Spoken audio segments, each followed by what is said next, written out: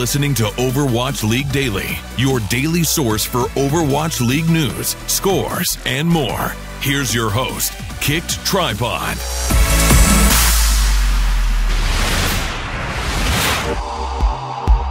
Good morning, Overwatch League fans, and welcome to Overwatch League Daily, your daily source for Overwatch League news, scores, and opinions. I'm John KickedTripod Horseman, and here's your Overwatch League Daily episode for November 30th, 2017.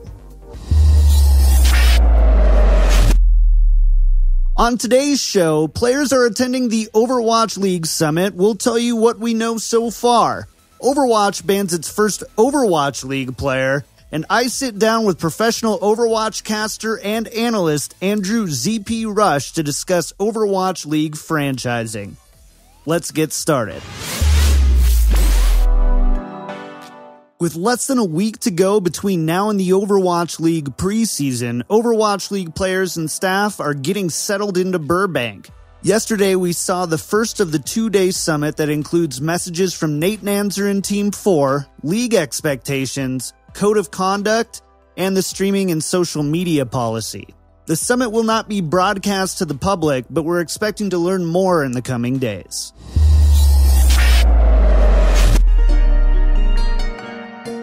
If the Overwatch League Summit is meant to set the tone for the expectations of players and organizations for Overwatch League, it would be fitting that the league would be using the time to make public the first ban as well. There's been some uncertainty about Philadelphia Fusion Sado since the team's initial roster reveal last month. The South Korean player was known for boosting the process of playing another person's account in order to raise their rank in exchange for money. This is the statement that was issued from the Overwatch League front office. Overwatch League players are expected to uphold the highest standards of our game and to be exemplary citizens of our player community. Participating in account boosting schemes, wherein an individual is paid to increase another user's skill rating, is contrary to these values and violates the Blizzard end user license agreement. As such, the Overwatch League has chosen to suspend Soo Min Sato Kim of the Philadelphia Fusion for the preseason and the first 30 matches of the inaugural season. There's been some uncertainty about Sato's involvement in Overwatch League, as his inclusion in the Fusion roster is not consistent across official and unofficial mediums. However, this does confirm that the tank player will indeed be missing the entire preseason and the first 3 quarters of Overwatch League's inaugural season. One of the hallmark features of Overwatch League is establishing brand new city-based franchises and using traditional sports models and franchises to do so. The concept has been polarizing at times, as many esports fans enjoy the location-agnostic standards of esports thanks to online viewing and the many different cultures that can make up any given team. At this point, it's too late to go back. Preseason is under a week away, teams have paid the reported $20 million, and players are anxiously waiting in Anaheim for the preseason and the beginning of Season 1. The bet Blizzard is making on Overwatch League is that with geographic teams and new franchises, the league will take on characteristics and revenue similar to traditional sports. There's an opportunity to contribute to local economies, create new jobs, and bring in new and more traditional sponsors. Again, that's hinging on the league being a success. Today I'm joined by Overwatch caster, commentator, and analyst Andrew ZP Rush to discuss Overwatch League's franchising propositions so far. Alright, so Overwatch League is debuting with just 12 teams. There's some that believe that this is kind of a proof of concept before more teams and owners are ready to commit. What do you think, ZP, Overwatch League needs to show through Season 1 to attract new teams? Well, first off, I just want to note that you reference this with, quote, just 12 teams, and that I remember back when Overwatch League was first announced, you had the entire speculation of, well, gee, how many teams are going to buy in for $20 million? How many can you actually get? And there were people doubting that you could even get 8 teams. And then we come out with a full 12. So already I think that's proof that what Overwatch League is offering is attractive to people with money that are looking to get into esports. So that's the first thing to sort of establish there. But going into season one, what do they need to do throughout season one to attract new teams? I would just say put on a high quality product. More importantly than everything else, even more so than viewer numbers, sales, and the like, you need to have a compelling product where people that are investors can look at this and go, wow, this looks like something that really can take off and do well into the future. And if you have a good number base to go with it in terms of sales of merchandise, viewers watching the streams, so on and so forth, that just helps it all the more. Do you think that the signing on of groups like Sterling VC, Jeff Wilpon, owner of the Mets, his group, and then of course the Kraft Group, Robert Kraft, owner of the Patriots, with endemic sports organizations getting into esports, do you think that is going to be a strong pull as well going forward? It absolutely helps. I mean, when you look at things like venture capital, there is this idea of gold rush mentality where when you see other very respected, very intelligent individuals in the field of investing capital or sports as a general rule go into a new venture, it's going to lend it credibility and give interest to people that might otherwise pass it up. Because if you have these people that are generally seen as really well respected in their field saying this is a good investment, it's going to signal to other people going, yeah, it might actually be worth taking a look into. And it's definitely something that adds credibility to the league as a whole. So do you think that now that we're a week away from preseason, we've got every Overwatch League franchise has their website, their Twitter, their Discord, their subreddit. How well do you think that the Overwatch League and by extension their teams have done in establishing their franchises? Well, you've laid the groundwork, right? I would say that from a casual fan perspective, that's quite a bit to take in terms of trying to follow every single source there. Even as a professional in the field where my job is to follow Overwatch and cast Overwatch, I sort of look at all the various different social media things that are coming out where there's something new every day too, as far as that goes. We're now, just going to what you mentioned, now we're hit the point where official orgs are going, by the way, we also have a Discord server you can get on. So many Discord I feel like servers.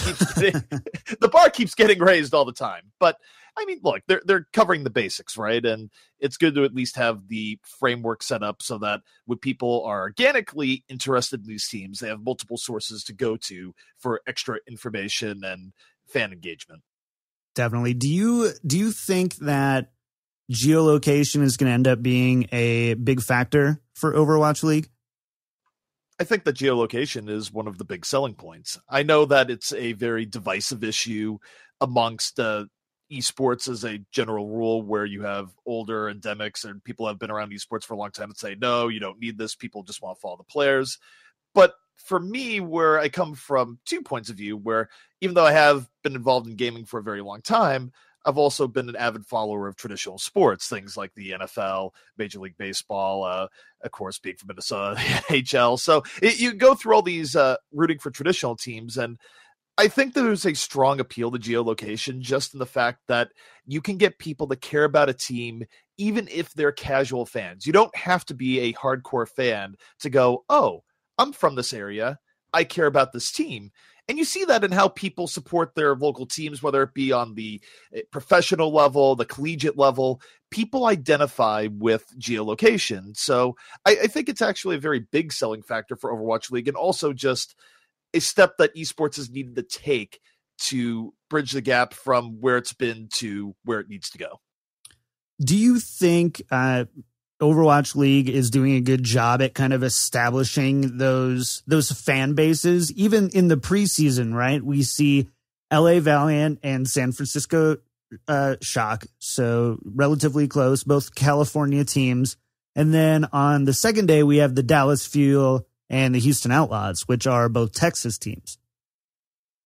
They're definitely playing up the regional rivalries when you look at how the schedule is being set up. I think one of the opening matches is also Boston versus New York, where you don't really get a more classic matchup than that. Now, of course, going into it, it might be a rough day for Boston fans if the speculation on team strength is to be believed, but it's good to have these rivalries set up early on because people who, again, have a casual interest in going, what is this Overwatch League? If they're from Boston, they can go, oh, we're playing New York in this opening game. Let's take a look. So what do you think that they can improve then with these franchises? And if I hear one more person say that they need to change the NYXL logo, I'm gonna freak. But besides that, what do you think Overwatch League can do to improve these franchises? Look, personally, I love my eyes just freaking out every time I look at the XL logo, especially on a t-shirt. Although, ironically, as I say that, it probably is one of the more marketable logos in the league. So they did well on the branding, even if the name is a bit of a mouthful. Sure. So what could they do to improve the franchises as it stands? I mean, really, it's sort of a wait and see. I mean, I think they've laid a very solid groundwork. Now it's just a matter of seeing how fans react to what's in front of them, seeing what people are demanding to see out of Overwatch League, and being very adaptive to feedback and meeting the needs of both the fans and the teams as they come up. But I think there's been a solid base that's been established. So as we move forward, then, we've got a solid base, as you said. What do you think is going to determine the success of these different franchises? I would say the primary factor more than anything else, of course, is that winning is very attractive, right? Where if you're a team where you come out in the first season of Overwatch League and you're just dominating, I think in the very beginning, that's a big pull to gather fans for your team. You see that in any sport, but success is attractive. Beyond that, I think certainly marketing will play a role where the teams that are engaging with their fans are taking advantage of any pre-established base that's there will do pretty well. Like, to give an example of an org that I think is probably ahead of the pack in many regards, just because of their endemic ties, would be you look at the Houston Outlaws, right?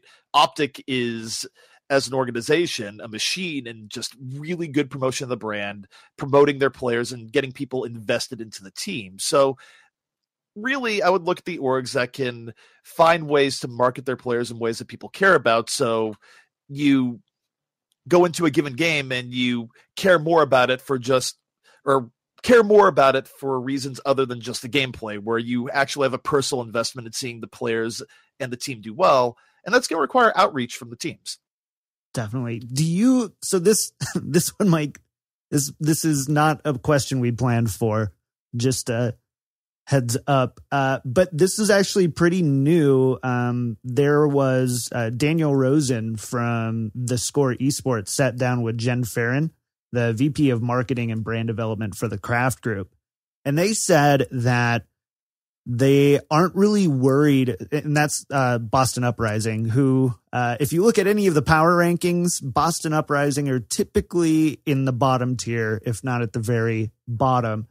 And Jen Farron had said that they're not really too worried about the team's initial success overall. They're more worried about the overall viewership of the league, first and foremost, and second most, the kind of the ties back to Boston and the type of economy that they can create there. Is that surprising to you?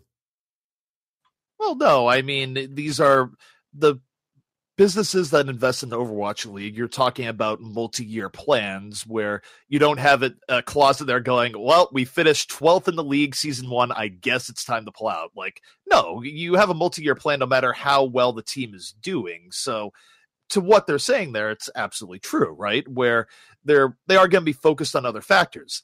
That said, they absolutely will want to win. Any team that tells you is like, oh, we're not really that worried about winning.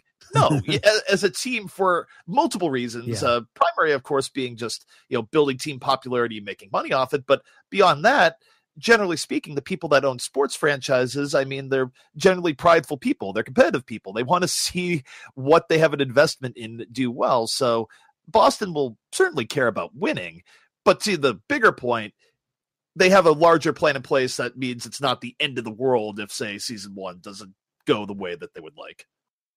So as the teams branch out to their home cities, then how do you think that they can facilitate the strong fan connection that I would say is one of the pillars of Overwatch League and what they're looking to accomplish.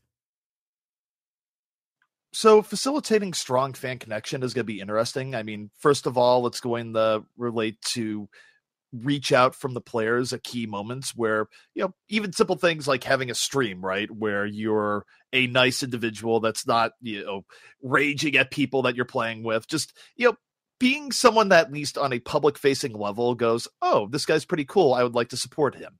Putting on a strong PR image definitely helps from the player side of things. And as far as other activities that can be done, we already see teams doing things like trying to go out of their way to do team meet and greets, various different team activities where fans can go in and support the players directly.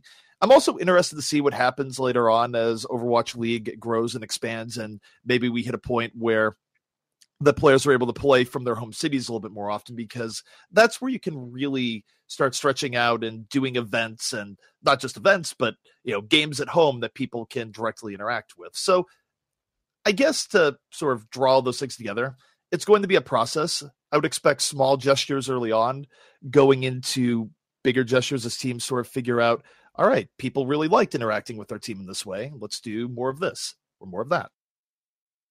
Definitely. Well, ZP, I really have to thank you for agreeing to come onto the show and being able to kind of lend your insight and your experience. You've obviously have extensive experience with esports and sports, and definitely Overwatch. And I just can't thank you enough for being here. One last question for you. We're a week away from the preseason. Do you have a team yet that you're pulling for that you can tell us? So I sort of answered this in another interview recently, but really the teams that will excite me most are the teams that are simply doing well and showing the coolest new things. I guess short of that, it's interesting for me because historically all my sports allegiances have been to Boston and Minnesota, just because of my family coming from Boston, living in Minnesota. So you'd think I'd have an interest in the uprising, and maybe there's a sentimental tie there if things go well and I like what's going on. But I think for me in Overwatch League, it's sort of a unique perspective because I am a professional in covering it, where I'm just interested in exciting stories. And I think we'll get a good idea of that after the first few days of the preseason. Awesome. Well, ZP, thank you so much for joining me. I really appreciate it. Not a problem. Ultimately, we're going to have to see how successful Blizzard has been with Overwatch League. But based on what we've seen so far, it's clear that fans and investors are optimistic. So what do you think? Has Blizzard and Overwatch League done a good job creating these brands? Let us know. Send us an email to overwatchleaguedaily@gmail.com or tweet me at OWDailyShow. That's going to do it for episode 2. Episode 3 will release tomorrow, December 1st, and will feature a dive into one of the early Overwatch League grudge matches, Houston Outlaws versus Dallas Fuel. You can find the show on any of your favorite podcast outlets, including iTunes, SoundCloud, and Google Podcasts. And we're on YouTube too. Click on the link in the show notes to find us. Want to stay in touch? Email us, tweet us, or join our Discord at discord.me/OWL Daily Show. That's going to do it for episode 2. We'll see you tomorrow.